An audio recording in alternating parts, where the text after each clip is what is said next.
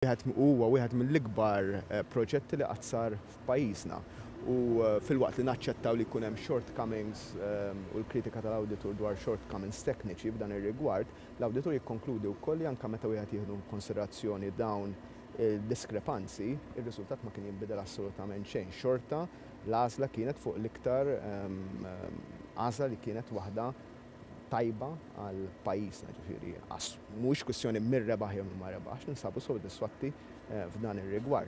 Min-naħa tagħha l-oppożizzjoni fil-fehma tiegħi il-kritika milli fimtien hija li l-pajjiż qed jħallas 200 miljun iktar fuq korruzzjoni qed jingħad u 50 euros per megawatt per hour. Jidhirli li jekk qiegħda tgħid l-oppożizzjoni.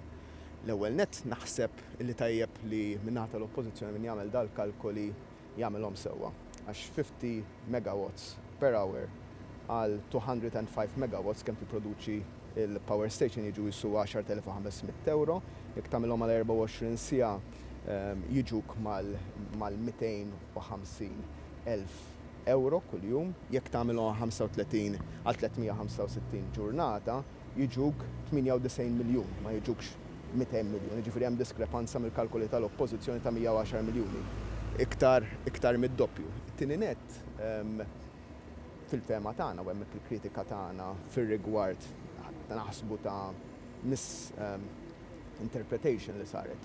Ma naħsbux li mod intenzjonat minn min għamel kiteb dik il-parti tar-rapport tal-awditur hija li m'hemmx imdaħħal il-kost tal-interconnector, ma tistax iddaħħal il-kost tal-power station bħala capex, bħala capital expenditure, ma ddaħħalx il-kost tal-interconnector f'daqqa waħda mill-somma tnaqsu 300 miljun.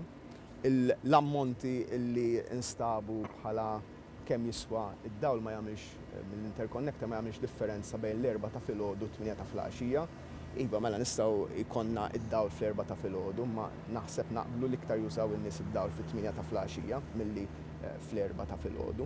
Ma jieħux in konsiderazzjoni l-fatt li qed jaħdem f'open cycle dak iż-żmien, jiġifieri dan isek meta kellek karozza fil-żmien l-antik petrol illi meta tixela inti tagħtiha ċok dak il-ħin qed taħli iktar petrol imma għandek bżonna biex tibda ssaħħan il-magni. Dak kienet l-ewwel perjodu tal-kummissjonament tal-power station li kellek bżonn illi taħli iktar. U jekk taraw ġiet pubblikata l-istatistika komparattiva f'dan ir-rigward, il-kost tal-power station ikkompara tajjeb ħafna anzi huwa vantaġġjuż fuq l-interconnector. Fl-aħħar nett ma jieħux in konsiderazzjoni l-fatt id-direttivi Ewropej illi inti jgħidlek illi għal kull ħaġa li tikollok redundancy. Jiġifieri dak kollu li tipproduċi xorta għandek bżonn ta' redundancy. U hemmhekk jekk għandek bżonn redundancy tista' tagħmel żewġ affarijiet. Jew ikollok power station ġdida kif għamilna aħna, jew nkella żomm miftuħa il-power station l-antika tal-BWSC kif kienet u li taħdem bil-heavy fuel oil. Li aħna dik ma naqblux il issir għaliex anke permezz tal-eluq tagħha frankajna miljuni ta' tunellati ta' emissjonijiet fl-ajru. Għalhekk aħna sodisfatti ħafna minn dar-rapport. L-ewwel nett mhux aħna niftħu l-investigazzjonijiet. L-investigazzjonijiet saret mill-Awditur Ġenerali, aħna ħarsu l quddiem dan ir-rapport jiġi diskuss anke fil-PAC, m'għandniex problema f'dan ir-rigward. Kif għadni kif spjegajt naħseb li hija kritika tal-oppożizzjoni li hija totalment out of sync ma' dak li hemm fir-rapport.